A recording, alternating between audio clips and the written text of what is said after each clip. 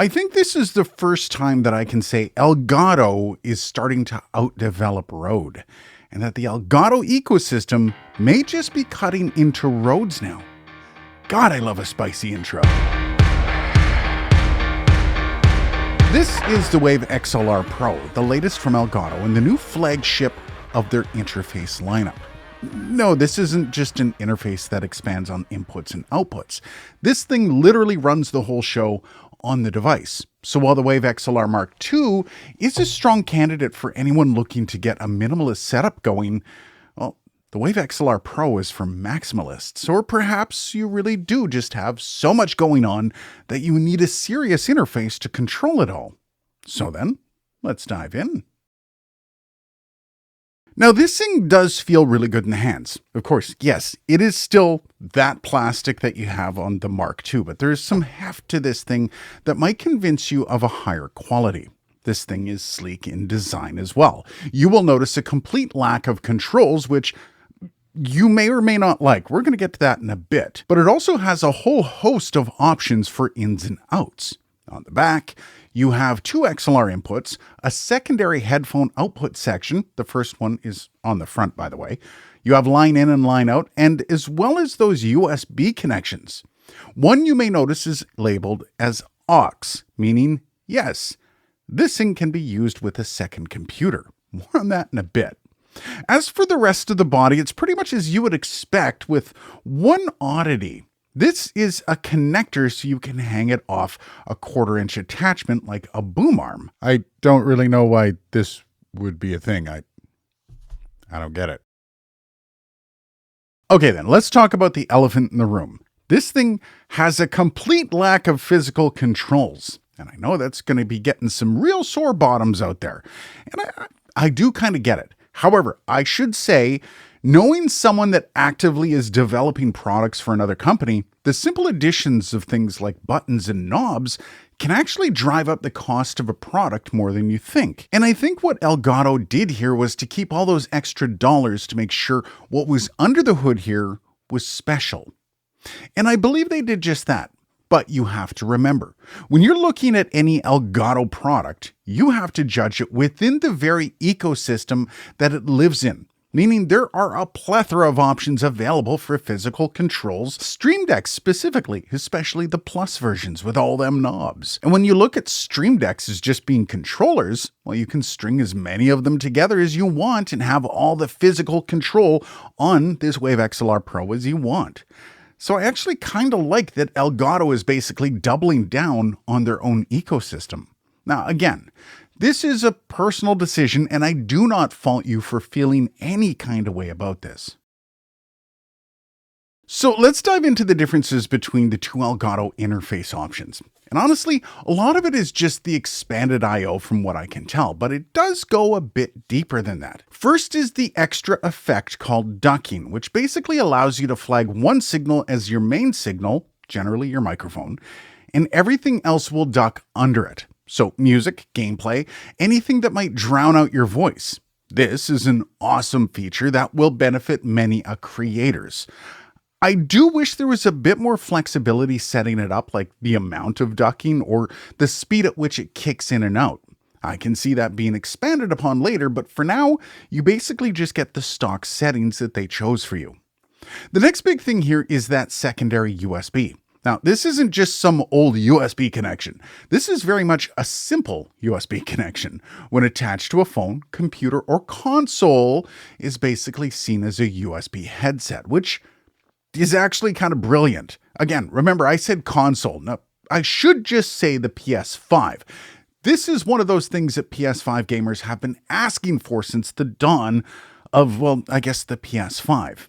So I should clarify here, I'm not an Xbox guy, I'm a PlayStation 5 guy, and I don't know for sure that this works on Xbox. However, I'm pretty sure it does. I didn't want to get into this situation where I'm like, yeah, it works on all consoles, and then people are in my comments saying, oh, you're an idiot. So I just avoided it at all costs. And if you want me to test it on an Xbox, become a member of the channel, and if I get enough of you, I can afford an Xbox, whatever they're called now. And yes, I get it. There are some very cheap options you can use that do work, but nothing nearly as powerful as this thing, which is awesome. and opens up a massive amount of customizability for a portion of gamers that have all been left behind.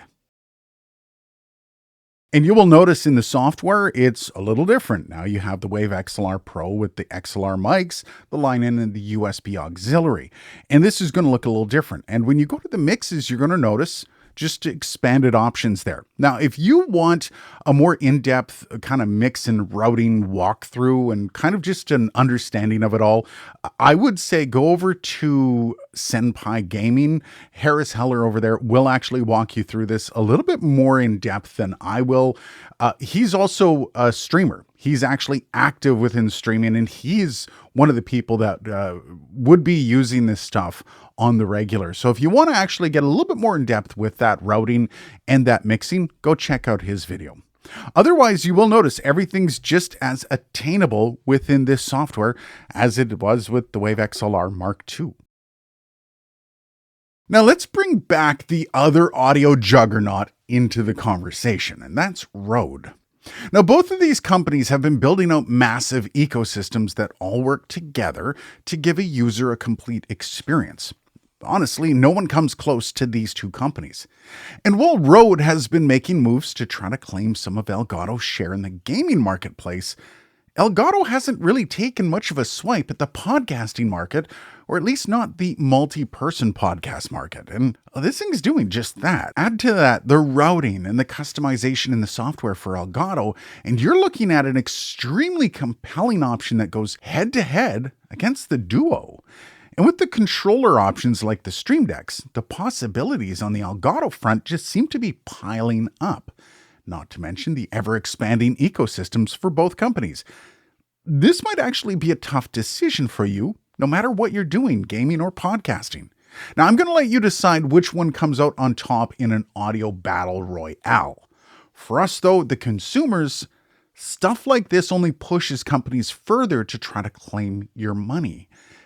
And that's a good thing, because nothing breeds innovation quite like competition. Okay, I'm not going to beat around the bush here. There are a couple things I didn't like. First, I did mention it already, is the lack of customizability of the ducking. If you can't customize it and the release of the ducking is too quick, you can easily run into this pulsing situation with your audio that can be a real turnoff for listeners or viewers. The good news here is that can be easily fixed in a software update. And with a single swing, Elgato can make this just as adjustable as the EQ or compression. The last thing that kind of threw me for a loop, though, was that there's no monitor outs on the back of this thing. I know this isn't going to get too many gamers, but it does say Pro, and a lot of pros use monitors. Now, you can use the line out into a mixer or interface and get it that way. I think that's a little bit less elegant, though. This is literally the issue that prevents me from using this as my main gaming interface. I'm not exactly a big streamer, but still, maybe I will do a video on how to set that up though. Are you interested? So this thing is probably exactly what a lot of people have been asking for. But I will say, before you just start throwing your money at Elgato, you may want to pause and ask yourself, do you need it? The price difference isn't nothing, so you may want to really weigh your options here. Honestly, I can see most gamers being just fine with the XLR Mark II here. But if you think your setup's going to expand in the future, maybe you need that second microphone or the extra inputs in general or just that auxiliary out. I mean, it might be for you. Don't expect it to be cheap though. This thing retails at $350, while the Mark II goes for $170. Whatever your choice though, I can say this. There's never been more options to get your voice and your brand online or just out into the ether. And those options are not only amazing, but they are attainable for most. This thing, the Wave XLR Pro, is a massive hit for Elgato, and I think this is just going to be taking over the scene. And this might be finally putting the Go XLR to bed once and for all. Let me know though, what do you think? Is this thing your next mixer? Cheers guys, and thanks for watching.